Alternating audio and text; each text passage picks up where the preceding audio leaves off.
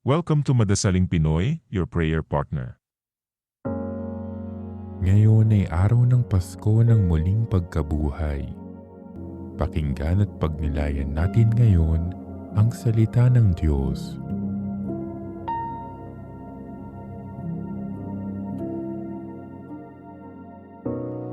Ang mabuting balita ng Panginoon ayon kay San Juan. Madilim-dilim pa ng araw ng linggo, naparoon na si Maria Magdalena sa libingan.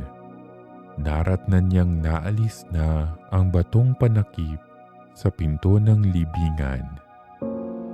Dahil dito, patakbo siyang pumunta kay Simon Pedro at sa alagad na mahal ni Jesus at sinabi sa kanila, "Kinuha sa libingan ng Panginoon at hindi namin alam kung saan dinala."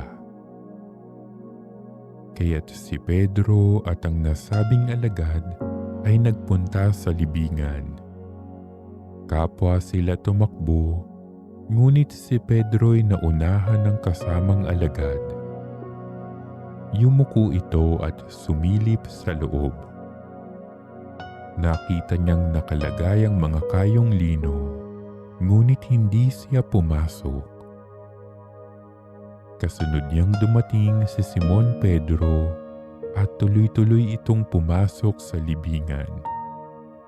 Nakita niya ang mga kayong lino at ang panyong ibinalot sa ulo.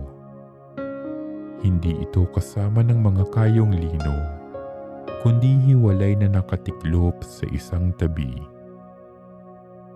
Pumasok din ang alagad na naunang dumating.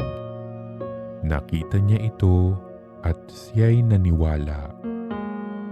Hindi pa nila nauunawaan ang nasasaad sa kasulatan na kailangang muling mabuhay si Jesus. Ang mabuting balita ng Panginoon.